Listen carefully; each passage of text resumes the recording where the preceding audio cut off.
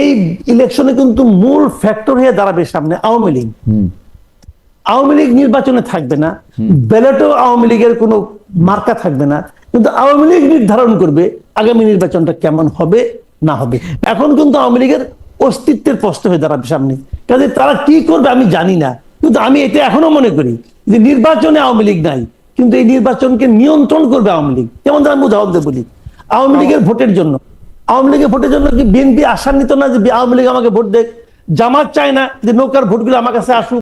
কিন্তু আওয়ামী লীগ ইলেকশনের ফ্যাক্টর হবে এইটা বলাটা একটু একটু বেশি হইলো কিনা কামাল ভাই? আমার দুই পয়সা একটু আমার মনে হয় একদম বেশি না। কিন্তু আমি একটু এটার মধ্যে বলে রাখি যে আমার থিসিসটা কোথায়, আপনি যদি 1 মিনিট একটু অ্যাড্রেস করেন। আমার থিসিসটা হচ্ছে যে আওয়ামী লীগ দল হিসাবে যে দলটাকে দেখতো শেখ হাসিনার ক্ষমতাচ্যুতির পর এবং উনার পালায় যাওয়া, উনার বিভিন্ন জায়গা থেকে বিভিন্ন যারা আছেন তাদের চলে যাওয়া, তারপরে উনার কথায় সেটা দল হিসাবে একসাথে ফাংশন করবে কিনা। কিন্তু আমার অ্যাডভোকেট শিশির মনিরের কথা মনে হইতেছে যে সেটা একটু ফাংশন করার জন্য কিছু লোক তো রয়ে গেছে। কারণ ভাই এটা যদি আপনি একটু বলতেন, আমি ভুল বললাম। আমি আপনাকে একটা ছোট্ট করে বলি, জি, আওয়ামী লীগ হলো কমপক্ষে 4 পুরুষের দল।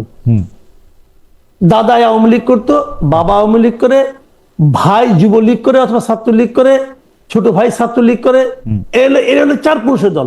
আওয়ামী লীগের একজন লোক যে চট করে জামাতে জয়েন করতে পারবে না, তাহলে ফ্যামিলি থেকে ডিটাচ হয়ে যাবে। আপনার মনে আছে যে ছাত্র দলের একটা সভাপতি ছিল শ্রাবণ নামে, সে আওয়ামী লীগ পরিবার থেকে আসছিল, আসার পর তার ফ্যামিলি থেকে ত্যাগ করছিল ভাই। এটা হলো আওয়ামী লীগ। কাজে আওয়ামী লীগের লোকজন চট করে এত তাড়াতাড়ি এই 1 বছরের মধ্যে আরেকটা দলের সঙ্গে যে একত্রিত মিশে যাবে, এটা হবে না। কাজে আওয়ামী লীগ কিন্তু এখন তাদের অস্তিত্ব, তারা যদি মনে করে আমার অস্তিত্বের প্রশ্ন, আমি এটা নিয়ে কিছু একটা করবো, কিছু একটা ভাববো, সেটা কিন্তু একটা বড় ঘটনা ঘটতে পারে। আবার বলছি আপনাকে, যারা পালিয়ে গেছে আওয়ামী লীগের লিডাররা, তাদের প্রতি কিন্তু মাঠ পর্যায়ের আওয়ামী লীগের নেতা কর্মীদের ক্ষোভ আছে, অনেক ক্ষোভ আছে, বিরক্তি আছে, ঘৃণা আছে, সবই আছে। থাকার পরেও যখন নাকি দলীয় স্বার্থের প্রশ্ন আসবে, দলের অস্তিত্বের প্রশ্ন আসবে, তখন আওয়ামী লীগ কি করবে ভাই, এই ব্যাখ্যা করতে পারবো না। যে বাংলাদেশে এমন অনেক ঘটনা ঘটছে যেখানে আওয়ামী লীগের কোনো সমর্থক থাকলেই তাদের এটার প্রতিবাদ করার কথা, একটা কার্যকর প্রতিবাদ বা কার্যকর কোনো একটা ভূমিকা রাখার কথা, সেটা আমরা দেখি নাই, সেটা অনুপস্থিত। সেই জন্য আমি মনে করছিলাম যে Awami League is know where. যে হাউএভার না, এই ক্ষেত্রে আমি একটা বলে দিই, ছোট্ট করে বলি। দেখেন, আওয়ামী লীগ যখন ক্ষমতায় ছিল তখন বিএনপির নেতারা না মাঝে মাঝে বলতো, নেতা কর্মীরা বলতো যে পুলিশ রাইখা আসো, তারপর দেখি তোমাদের কত জোর। ওই কথাটা কিন্তু সব সময়ের জন্যই প্রযোজ্য। আচ্ছা, পারলে পুলিশ প্রতিবাদ যে দেখেন নাই, ওটা পুলিশের ভয়ে দেখেন নাই। ওকে ভাই, আপনার কাছে তো এখন আর ইলেকশন নিয়ে কোনো সংশয় নাই, লেভেল প্লেইং ফিল্ডটা নিয়ে আপনি একটা সাজেশন দিলেন। কারণ কেন আমি প্রশ্ন করতেছি, আপনার কথায় আমার বারবার মনে হচ্ছিল যে ডক্টর ইউনূসকে আপনি এতই অপছন্দ করেন, বারবার উনার উপর আপনি একটা আরোপ লাগাচ্ছেন যে বা দোষ আরোপ করতেছেন যে উনি ক্ষমতায় আর ছাড়তে চাইতেছেন না বা ক্ষমতা ছাড়তে চান না। আমি বলি আপনাকে, ডক্টর ইউনূস ক্ষমতা ছাড়তে চান না, এটা সাধারণ মানুষের সংশয়টা যে আছে যে ইলেকশন কি হবে অথবা ইলেকশন কি ফেব্রুয়ারিতে হবে, এই যে সংশয়টা ডক্টর ইউনূস নিজ দায়িত্বে অর্জন করেছেন। উনি সাধারণ মানুষের কাছে আস্থা ভাজন হতে পারেননি বলেই মানুষ এত কিছু করার পরেও সন্দেহ করছে। অ্যাডভোকেট মনির, আপনারা যদি ক্ষমতায় আসেন তবে কি 16ই ডিসেম্বর হবে? আচ্ছা বলেন তো, এই প্রশ্নটার হবে কি হবে না এটার উত্তর যদি সঠিকভাবে জানতে হয়, তাহলে আগে আমাদেরকে ক্ষমতায় আনেন, জনগণ আমাদেরকে ক্ষমতায় আনুক, দেখেন আমরা করি কি করি না। এটার সঠিক উত্তর কি হবে? ধরেন আপনি 12ই ফেব্রুয়ারি নির্বাচনে মানুষ আমাদেরকে ভোট দিয়ে দিল। ওকে, 12ই ফেব্রুয়ারি নির্বাচনে ভোট দেওয়ার পরে প্রথম 16ই ডিসেম্বর হবে 2026 সালে 16ই। রাইট। আমরা ক্ষমতা গ্রহণ করলাম, ডক্টর শফিকুর রহমান সাহেব আমাদের প্রাইম মিনিস্টার হলেন, ক্যাবিনেট ফর্ম করলাম, জোটবদ্ধ ভাবেই করি আর একক ভাবেই করি, কিছু একটা করলাম, এবং দেখবেন সেই 16ই ডিসেম্বর আমরা সেটা পালন করি কি করি না, আন্দালিব ভাইয়ের প্রশ্নের উত্তর সেদিন পেয়ে যাবেন। এখন আমাদেরকে ক্ষমতায় আনেন,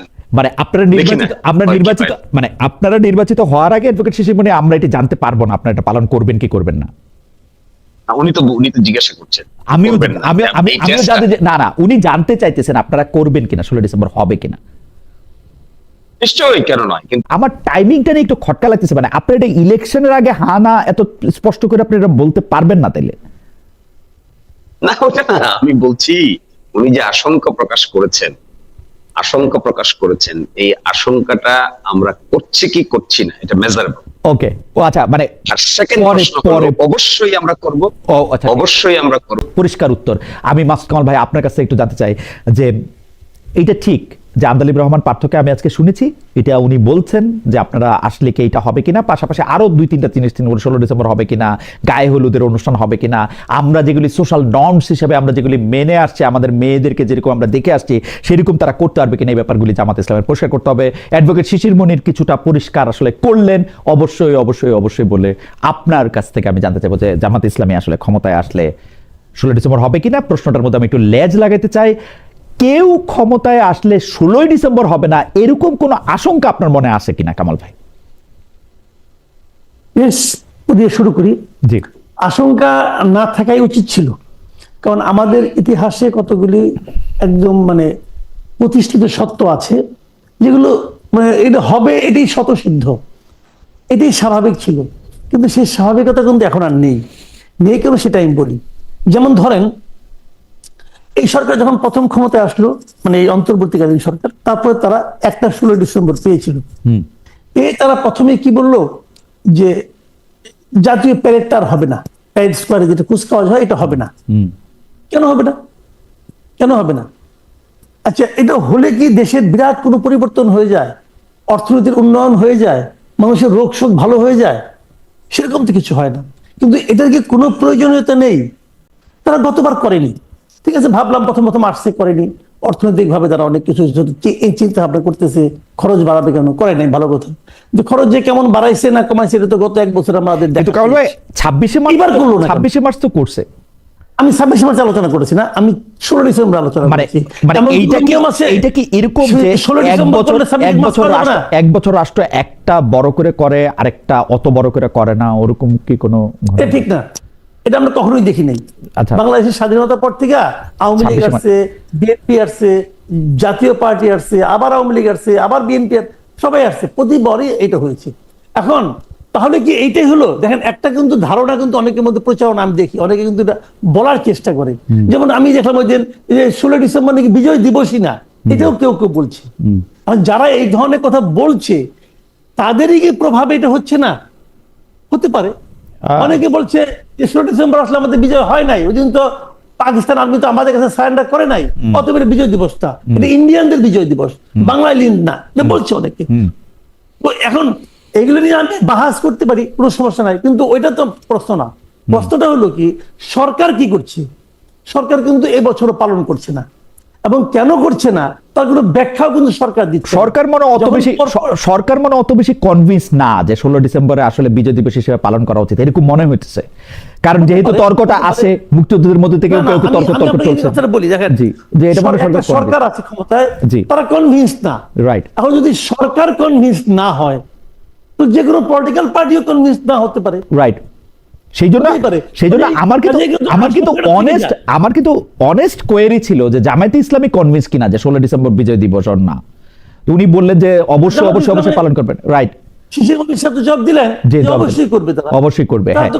কিন্তু সরকারের মধ্যে জামায়াতে ইসলামের মধ্যে যে ঝামেলা নাই, সেই ঝামেলা আমি সরকারের মধ্যে দেখি। এটা ইন্টারেস্টিং, কিন্তু দেখি এটাই তো আপত্তিকর এবং হতাশাজনক। জি, মানে এই সরকার যে আসলে ওই সরকার যে একটা কথা বলছে না, রিসেট বাটন টিপা দিছে, এখন রিসেট বাটন তো টিপছেন, এখন কোথেকে আবার শুরু হবে? এখন ওনারা কি 47 থেকে শুরু করতে চান, নাকি আরো আগে নাকি পলাশী যুদ্ধ থেকে শুরু করতে চান? নির্বাচন কমিশন যে তফসিল ঘোষণা করেছে সেটা লেভেল প্লেইং ফিল্ড হলো কিনা, আপনার কাছ থেকে প্রশ্নের উত্তরটি জেনে আমি আবার কামাল ভাইয়ের কাছে যাব। এটা নিয়ে নির্বাচন কমিশন তফসিল ঘোষণা করেছে, নির্বাচনের ডেট ঘোষণা করেছে, লেভেল প্লেইং ফিল্ড হয়েছে কিনা, অনেকগুলি বিষয়ে জামাত ইসলামের অনেকগুলি আপত্তি ছিল। এখন আজকে তফসিল ঘোষণা হয়েছে, আমি এলাকা থেকেই তফসিল মনোযোগ দিয়ে শুনলাম, প্রধান নির্বাচন কমিশনের যে বক্তব্যটা শুনলাম, আর আমরা তো ফিল্ডেও আছি, তো মনে হচ্ছে খুব অল্প সময়ের ভিতরে ওসিদেরকে চেঞ্জ করা হয়েছে, ইউএনওদেরকে চেঞ্জ করা হয়েছে, ডিসি কে চেঞ্জ করা হয়েছে, এসপি কেও চেঞ্জ করা হয়েছে লটারির মাধ্যমে।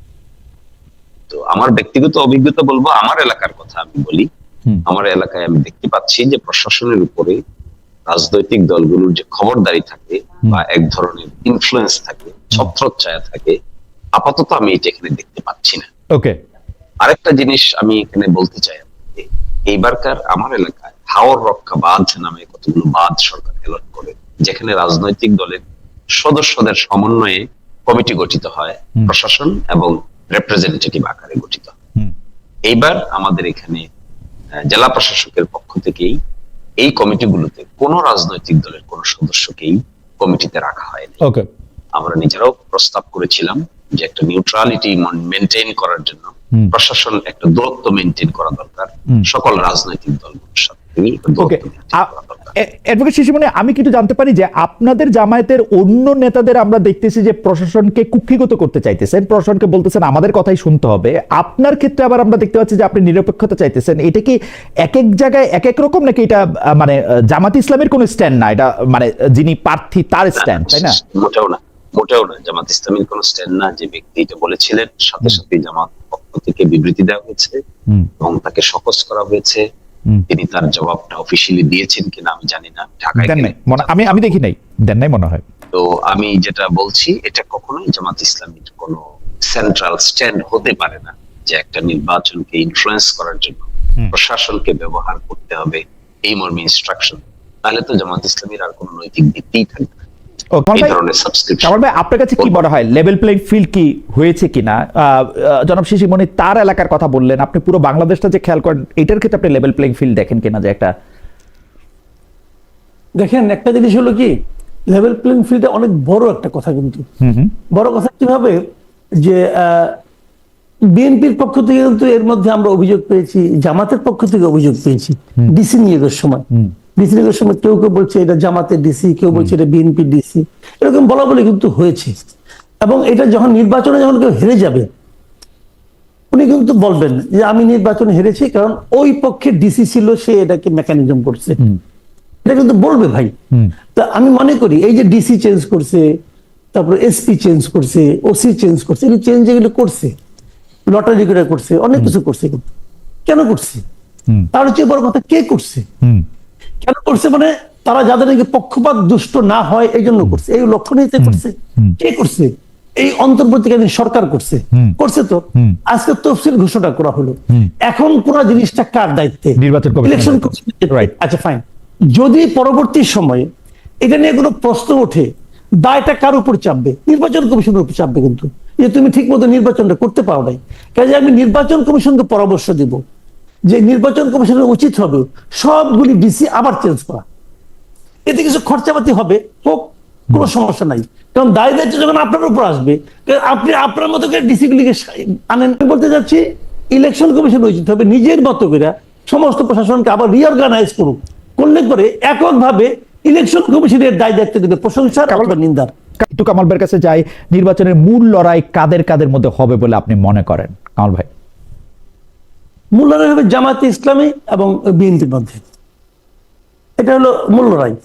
কিন্তু যদি জাতীয় পার্টি ইলেকশন করতে পারে শেষ পর্যন্ত, এখনো মনে হচ্ছে যে 80% সম্ভাবনা আছে তারা পারবে, কিন্তু আবার একটু ভয় আছে, ভয় মানে একটু দ্বিধা আছে এই কারণে, সেটা হলো যে তারা আবার ইলেকশন করতে গেলে মবের শিকার হবে কিনা, এটা নিয়ে আমার একটু দ্বিধা সংশয় আছে।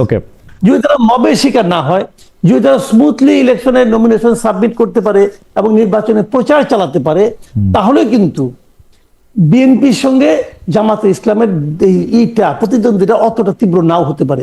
সেক্ষেত্রে জামাত একটা কিন্তু মানে ঝামেলা পড়ে যাবে এই জাতীয় পার্টিকে নিয়ে, এটা আমার ধারণা। ওকে ওকে, আমি পরবর্তী প্রসঙ্গে যাই। কামাল ভাইকে ধন্যবাদ। যে কামাল,